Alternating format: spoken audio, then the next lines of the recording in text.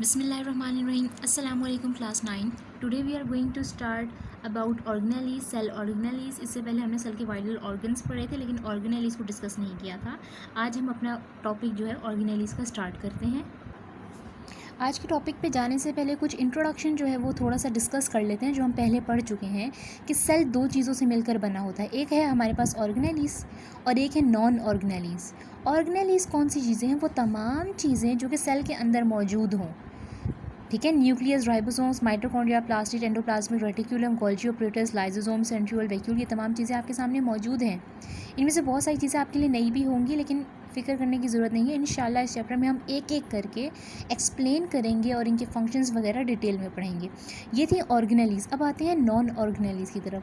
Non organelles एक specific structure नहीं है आपके जो सेल के अंदर मौजूद होता है, लेकिन इसके बावजूद ये एक बहुत वाइटल चीज़ है, यानी वाइटल यानी इंपॉर्टेंट चीज़ है सेल के लिए. For example cell wall, cell membrane, cytoplasm and cytoskeleton. और ये तमाम के तमाम चीज़ें, चारों चीज़ें हम कहाँ अपने लास्ट लेक्चर्स में पढ़ चुके हैं. तो बेसिकली स्टार्ट जो करना है वो ये हमारे पास न्यूक्लियस और राइबोसोम है. आज हम ये दोनों चीज़ें डिस्कस करेंगे इंशाल्लाह. लेटर ऑन अपने ये जो बाकी सारी ऑर्गेनेलीज हैं ये जो हैं वो कवर करेंगे. So let's start with nucleus. Nucleus के बारे में हमें अक्रंस अगर पता चले कि it occurs only in eukaryotes, सिर्फ और सिर्फ न्यूक्लियस यूकैरियोट्स में होता है. प्रोकैरियोट्स में जो हमारा न्यूक्लियस है वो एब्सेंट होता है. लोकेशन. सेल दो किस्म के सेल हैं. फॉर एग्जांपल एक हम एनिमल सेल पढ़ते हैं और एक प्लांट सेल पढ़ते हैं. एनिमल सेल के सेंटर में, for example this is a animal cell, ये सेंटर में न्यूक्लियस मौजूद है. When we are studying plant cell rectangular shape का होता है, ये आपने पढ़ा होगा इस तरह का. In plant cell, when the plant cell mature, nucleus is pushed at side. For example, क्यों न्यूक्लियस जो है वो साइड पे पुश हो जाता है, पुश होके एक साइड पे क्यों चला जाता है? क्योंकि जब सेल मेच्योर होता है तो वैक्यूल बहुत लार्ज साइज़ का हो जाता है, इस साइज़ का. ये वाला क्या है? ये आपके पास वैक्यूल है और ये आपके पास क्या है? न्यूक्लियस है. न्यूक्लियस जो है वो पुश होकर मेच्योर होकर साइड पर चला जाता है. लोकेशन के बाद नेक्स्ट पे चलते हैं structure of nucleus. Structure of nucleus आपके सामने है. आपकी बुक पेज नंबर 61 पे इस तरह की डायग्राम बनी हुई है. ये गोल सा एक आपको न्यूक्लियस पिंक कलर का जो है वो बताया गया है. अब मैं आपको इसका स्ट्रक्चर जो है वो डिटेल में बताती हूँ. न्यूक्लियस एक डबल मेम्ब्रेन स्ट्रक्चर है. डबल मेम्ब्रेन स्ट्रक्चर मतलब इसके अंदर दो मेम्ब्रेन्स हैं. ठीक है. अब न्यूक्लियर की मेम्ब्रेन को हम न्यूक्लियर एनवेलप कहते हैं. यानी फॉर एग्जांपल अगर हमने किसी को लेटर देना होता है तो हम एनवेलप में डाल कर देते हैं ना, इसी तरह वो लिफाफा होता है जो कि कवर करता है हमारे लेटर को. इसी तरह न्यूक्लियस को कवर करने के लिए कौन है? न्यूक्लियर एनवेलप है. मेम्ब्रेन होती है जिसको हम न्यूक्लियर एनवेलप कहते हैं. न्यूक्लियर एनवेलप के अंदर आगे से दो चीज़ें हैं. एक है न्यूक्लियोप्लाज्म, जबकि दूसरी चीज़ है nuclear pores. Nucleoplasm it is a granular fluid.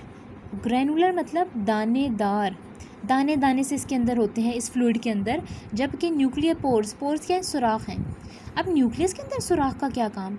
Nucleus के अंदर सुराख इसलिए अल्लाह ताला ने न्यूक्लियर एनवेलप में बनाए हैं ताकि इट अलाउज ट्रांसपोर्ट, ये ट्रांसपोर्ट को जो है वो अलाउ कर सके into and out of the cell.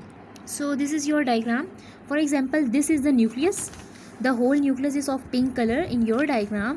The small dots just like these dots, these are nuclear pores. ठीक है. Here it is nuclear pores. nuclear pores से आपके न्यूक्लियस के अंदर से चीज़ें सेल के बाहर आ सकती हैं, न्यूक्लियस से बाहर आके सेल में आ सकती हैं और सेल से यानी साइटोप्लाज्म से न्यूक्लियर के अंदर भी जा सकती हैं. ठीक है. ये आपका बाहर वाली जो लेयर है उसको मैंने क्या कहा है? न्यूक्लियर इन्वेलप कहा है. न्यूक्लियर इन्वेलप के अंदर क्या था? न्यूक्लियोप्लाज्म था और एक और चीज़ क्या थी? न्यूक्लियर पोर था. अब आगे डिटेल में देखते हैं. न्यूक्लियोप्लाज्म हम जान चुके हैं, दानेदार जो है वो पानी सा होता है, फ्लूइड सा होता है. उसके अंदर दो चीज़ें हैं, न्यूक्लियोलस एंड क्रोमेटिन. न्यूक्लियोलस क्या है? डार्क स्पॉट है, डार्क से कलर का धब्बा होता है जो हमें नज़र आ रहा होता है माइक्रोस्कोप के नीचे. वो राइबोसोमल आरएनए जो है इस न्यूक्लियोलस के अंदर बन रहे होते हैं. हम न्यूक्लियोलस को राइबोसोमल आरएनए की फैक्ट्री भी कहते हैं. क्यों? क्योंकि इसके अंदर राइबोसोमल आरएनए तैयार हो रहे होते हैं.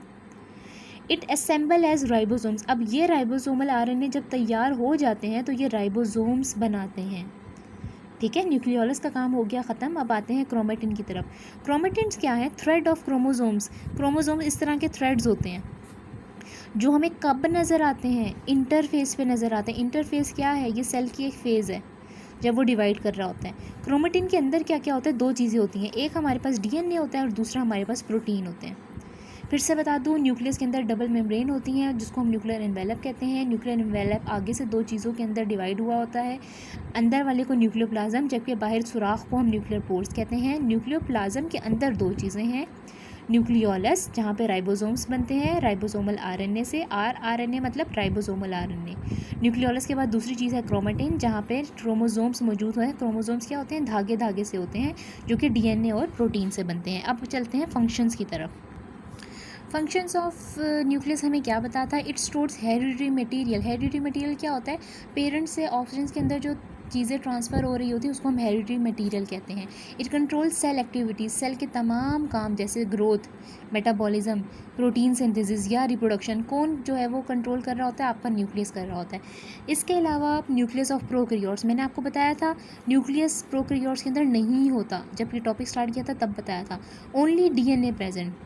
ठीक है, अगर डीएनए प्रेजेंट है और न्यूक्लियस नहीं है तो ये डीएनए भाई कहाँ है, डीएनए तो न्यूक्लियस ही अंदर होता है और हम कह रहे हैं प्रोकैरियोट्स के अंदर न्यूक्लियस नहीं है। इसका मतलब है डीएनए सबमर्ज्ड है साइटोप्लाज्म के। फॉर एग्जांपल ये सेल है, न्यूक्लियस है ही नहीं, ये फॉर एग्जांपल डीएनए के थ्रेड्स हैं, ये ऐसे ही हमारे साइटोप्लाज्म के अंदर जो है वो रखे हुए हैं या सबमर्ज हुए हैं यानी फैले हुए हैं। यहाँ पे न्यूक्लियस का टॉपिक होता है ख़त्म। नेक्स्ट चलते हैं राइबोसोम के टॉपिक की तरफ। स्टार्ट करते हैं ribosomes. It is on page number 61। Occurrence है, ribosomes are present in prokaryotes and eukaryotes. Ribosomes दोनों प्रोकैरियोट्स और यूकैरियोट्स में मौजूद होते हैं। लोकेशन कहाँ पर मौजूद होते हैं, सेल के किस हिस्से में, सेल के साइटोप्लाज्म में और सेल के रफ एंडोप्लाज्मिक रेटिक्यूलम के अंदर मौजूद होते हैं। अब एंडोप्लाज्मिक रेटिक्यूलम क्या चीज़ है आप लोग नहीं जानते। सेल के अंदर ये एक स्ट्रक्चर है, ऑर्गेनेली है, जिसको हम आगे डिटेल में करेंगे। साइटोप्लाज्म के अंदर आपके राइबोसोम फ्रीली मूव करते हैं, किसी के साथ अटैच नहीं होते, जबकि रफ एंडोप्लाज्मिक रेटिकुलम के ऊपर बाउंड होते हैं यानी चुपके हुए होते हैं। कंपोजिशन की तरफ चलते हैं। राइबोसोम्स दो चीज़ों से मिलकर बनते हैं, प्रोटीन और राइबोसोमल आरएनए।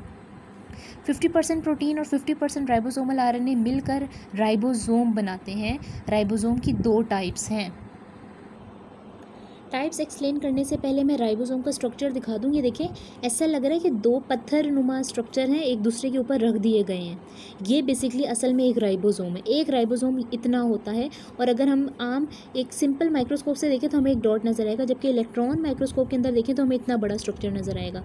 इसके दो सब यूनिट्स होते हैं, सब यूनिट्स यानी हिस्से, एक लार्जर, ये ऊपर वाला हिस्सा लार्जर है और जो नीचे रखा हुआ है वो स्मॉलर सब यूनिट है। ये राइबोसोम का स्ट्रक्चर है। टाइप्स की तरफ आते हैं। राइबोसोम की दो टाइप्स हैं, एक प्रोकैरियोटिक राइबोसोम है और एक यूकैरियोटिक राइबोसोम्स है। अब राइबोसोम जो हमारे पास फॉर एग्जांपल इस तरह का स्ट्रक्चर है, एक ऊपर से पत्थर नुमा एक चीज़ रखी हुई है और एक नीचे, ये राइबोसोम है। ये लार्जर सब यूनिट है, ये स्मॉलर सब यूनिट है। इसके ऊपर कोई मेम्ब्रेन नहीं होती। हमारा न्यूक्लियस तो डबल मेम्ब्रेन था ना, राइबोसोम की कोई मेम्ब्रेन नहीं होती।